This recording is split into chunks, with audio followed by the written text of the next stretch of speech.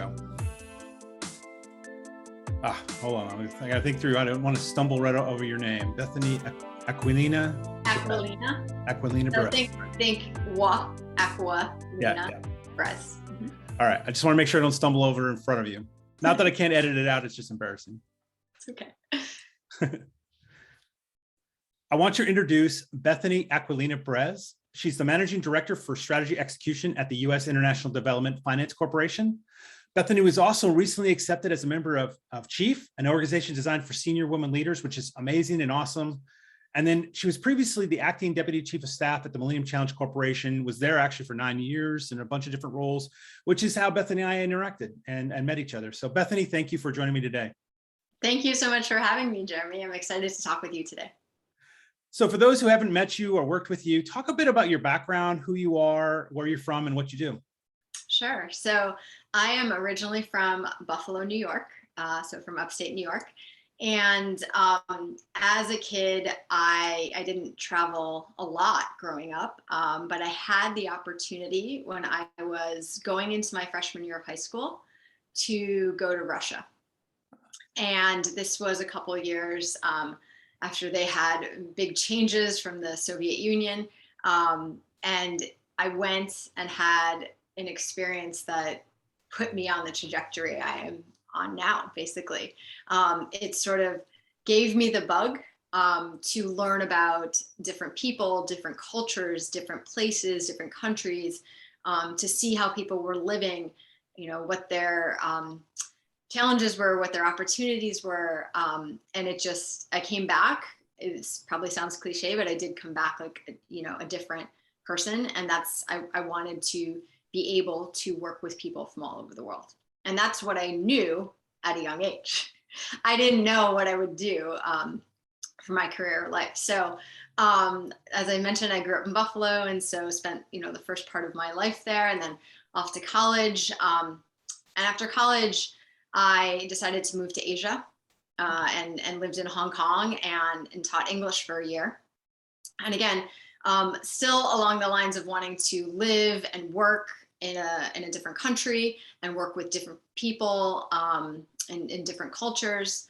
But still at that time, I wasn't entirely sure what I wanted, to focus on for my career or the rest of my life. I just knew I had a lot of these interests in international work.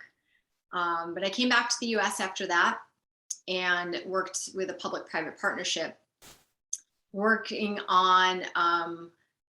with scientists on funding to support their research and hopefully develop new drugs for a neglected disease, tuberculosis. So particularly multi-drug resistant tuberculosis, which again, from a world perspective is very much, even to this day, still a major issue, but not so much in the US.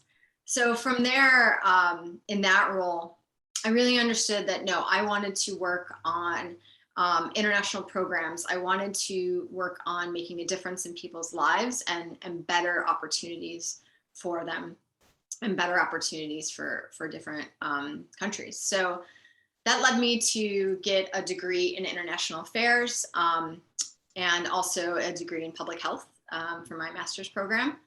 And there I focused a lot on political and economic development and humanitarian affairs. So humanitarian affairs is what I started my career in, working with the United Nations in various countries and with different parts of the UN system, really focused on humanitarian work and natural disasters and conflict. So really started wanting to work on the political and economic development aspect of things, which led me to the US government and the Millennium Challenge Corporation. But I think a big theme throughout my career was that from a young age, and again, something instilled in me, a great example by my parents was that whether it's a local community, your nation, another country, so internationally, like it's really important that you do something that you give back. There's small ways to do that, big ways. You can do that as part of your career. You can do that as other parts of your life. But I think that's been a theme of sort of my life and career. And I've tried to make sure that in all my roles, both personally and professionally, that I am giving back and doing something to make other people's lives better. Wow, that's really fascinating. So I'm curious. I mean, because you did the Hong Kong teaching thing, I'm surprised the Peace Corps didn't cross your radar. It did. And, this is something, looking back. So I have a lot of thoughts on this now, especially since many colleagues that I've worked with at MCC or with USAID, some at Development Finance Corporation, got their career starts with the Peace Corps. But I didn't know a lot about it. And I think that's something that actually prevented me from trying or learning more about it and pursuing it. And that's why I think with people who are in high school now or college, like, you only know what you know or what you're surrounded with. And it's really important that people get exposed to things like Peace Corps, because it might be the very thing they want to do and they just don't know it's out there. So I didn't have many friends from college who went into Peace Corps. I didn't know much about it. When I got to grad school, a lot of my colleagues had gone to Peace Corps. So had I known and understood more about it, I think that's a direction I would have taken, for sure. That's really interesting. So based on that, it sounds like for somebody else who would like to do some, work that you've similarly done, that's an option they should consider at some point. What about in terms of degree program? Has the degree program you taken both in the health and the government side of things, did that really work well for what you're doing? Yes, absolutely. So I pursued the dual master's program at Columbia University. So they had offered a lot of dual degree programs with a bunch of their different professional schools. And I wanted to do the public health side to really understand sort of population level dynamics, because I also know, and as we've all lived through with the COVID-19 pandemic, any sort of public health issue on a mass scale impacts everything from politics to the economy to everything, how businesses run. And so I wanted to have that background to look at things, health on a population level, rather than medical school on a clinical level. And I did want to pursue the international affairs degree, again, to be doing more of the political and economic theory and then putting things into practice. And so a big part of my graduate degree programs was, I don't know what was called practicums at the time. I'm not sure what they term it now, but it was basically you were doing real world experience and focusing on helping to solve problems, again, using what you were learning, but doing it for a real organization or a client, whether in the United States or in another country. And the public health degree really gave me the ability to learn and do a lot of quantitative and qualitative research. I've worked on data as part of some of the different positions I've had in my career, and I really came to understand and appreciate that more through the work I did in that graduate program. So I do think it both served an important foundation for me, and also gave me options, because I have used both of those degrees in different ways throughout my career. When I was acting deputy chief of staff at MCC, I was managing the agency's response to the COVID-19 pandemic and how it impacted our workforce and programs. So I was able to draw on a lot of the things I had learned in my public health program in order to be able to manage that and to make sure that we were doing, putting health and safety first for MCC's workforce. Wow, that's very fascinating. So I'm going to shift gears a little bit. Talk about this new membership. Talk about this new organization you're in. So this is Chief, which is an organization meant to empower and elevate women senior leaders and keep them in senior leadership positions. So in both the public and private sector, there's a very interesting phenomenon that women are starting out in many industries and many fields at very junior levels. Mm-hmm. And as you get through mid-career and more senior levels, and then for even for the private sector in the C-suite, the amount of women in positions of influence and leadership continues to go down. Hmm. And something that's been important to me throughout my career is being mentored and sponsored by senior female leaders, but also learning from them and having them see my potential. And also because they understood, and I have come to understand and appreciate in my career and champion, that, you know, diversity of voices and backgrounds, that's going to help you solve problems, big and small, domestically, internationally, and you're going to come up with solutions by listening to people who have diverse voices and experiences. So supporting and promoting female leadership is something that's been really important in my career. And this organization is intended to, again, put women in senior leadership positions, support them with what they need, empower them, surround them with a community of women, similar women, and who are also in positions of leadership and influence, and then work to help keep them there. There's a lot of barriers for all points in women's careers that contribute to the reason why men and women start out, you know, at a certain sort of percentages of junior positions, and then it gets a smaller number of women get to the top. So I'm really excited about this opportunity, not only to learn from women in a variety of industries. So many women are not from the industry I am in, which I actually think is really beneficial to me, and it gives me the ability to contribute my experiences and what I've learned to be beneficial to them. So I'm very excited about this opportunity, and you know, really look forward to using what I've learned, not only on my career, but on the career of other women leaders who will come behind me. That's pretty awesome. So I'm very excited for you. Thank you. So throughout your career, and you've been around and done quite a few things, what's something that you would suggest, or if they came to you, Bethany, and said, Bethany, today you have the power to either make this change happen or propose a change that needs to be highly considered, what's something you've witnessed in your career that you would put into that bucket?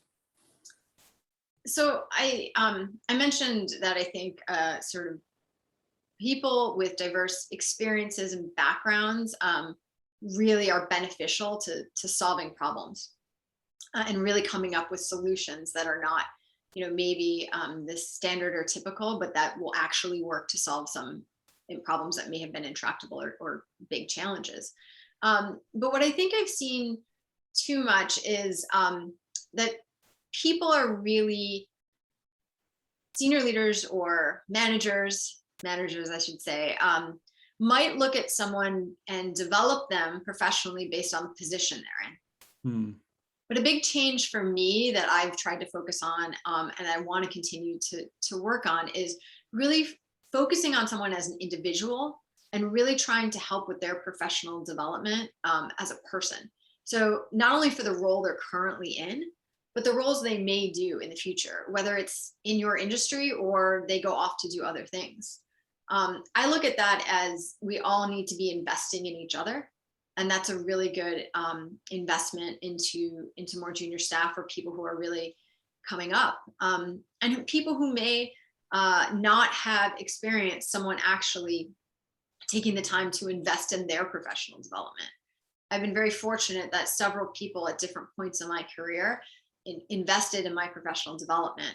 And not just so I would do a better job for the job I was in under them, but so that I would be able to grow professionally. And they were, you know, interested and invested in seeing my career take off. And that's something that I really want more people to focus on is, yes, you want people to be productive and contribute to your bottom line in the role that they're in at the organization, company, agency that they're at right now. But if you think of them as this is, you know, a point along their hopefully very long career, you can actually contribute and put them on a trajectory, you know, that who knows where people will go. And I really think we need to focus more on the professional development of the person rather than maybe where they are in that particular position right now. That's a fantastic idea. I think we should definitely adopt that one tomorrow. Thank you. It'd be interesting. You're right, because some organizations may see that as detrimental to the organization if then they take that knowledge and move to a competitor or Right. someplace else. But at the same time, by investing in people, you also show that you value them, and so they will then reciprocate in some ways. Exactly. And, there's a whole bunch behind, funding of training programs and other opportunities. And I know that can be very different in the public and private sector. And I was very excited to see, at least in the public sector, there's a lot of different opportunities to grow people professionally now, that also thinks about diversity of backgrounds, experiences that people may not yet have had. So, for example, even when you're hiring an intern, you may look at, oh, have they had any experience in my industry, rather than looking at the experience that they had. What skills did they actually gain in that experience? It could be something completely different. You could have been a lifeguard, right? But tell me about the skills that you had in that role. And then I'm going to think about your skills and think about giving you an opportunity in an industry that you may want to break into. So that's why I think it's important to really develop someone and look at them as a professional human being, a professional person, rather than just, an analyst in their position or whatever it may be. So what's next for Bethany? I mean, I know you haven't been where you're at very long, so I'm not trying to suggest. I just got in this position, right? I'm not trying to suggest you're going to leave there, but in terms of like your career, you've definitely have a very successful career so far, and it's going in positive directions. Did you have kind of a plan for that going into the future? Yeah, so I think if I've learned anything, I've also learned that opportunities that you may have never even thought of, they may come up, and you seize them, and it may take you, in a different direction than you thought you were going to go. So, I know the things I enjoy working on. As I mentioned, I've really enjoyed working on international development and international economic development issues. When I talk about the trajectory of my career, I started in humanitarian work. I went to government economic development and in foreign aid, and now I've gone to an organization that's really focused on financing and supporting the private sector for development. So I've been sort of along this trajectory. I don't know what's next for me. I really enjoy working on an organizational and strategic level. So really focused on organizational and corporate strategy. I really enjoy working with people across an organization to see the goals that we've set. How are they actually being implemented, and the work that every person is doing is contributing to that. So I do see some sort of role in continuing in strategy. As you know, I think I like organizational change. I did a lot of that work in my last role at MCC. And I really just want to be in a position where I'm helping to lead on all of those things, right? And also helping to create sort of better organizations, better ability to achieve missions or to achieve mandates, or increase bottom lines if I go to the private sector. So I'm not really, it's a question where, had you asked me 10 years ago when I had first come to MCC, I might have said something completely different. But what I've really tried to do is be open to opportunities and really learn about the things I like doing for work, and the things where I may like doing them in the future, but I need to learn and grow. And whatever I do, it'll be something that I think I need to continue to grow, to take on some challenges. And, as I talked about in the beginning, I still want to work for an organization where you're really trying to better the lives of other people. So that's a very long-winded way of saying I'm not sure what's next. But I'm really excited and happy with where I am now. And I'm also recognizing that I still have a lot to learn and hopefully still a really long career. So stay tuned, I guess. We will indeed. So thank you so much, Bethany, for coming on the podcast today. It's been a great catching up with you and talking with you. And I look forward to seeing what the future has for you. Thank you, Jeremy. It's been great to talk to you. And thank you so much for having me.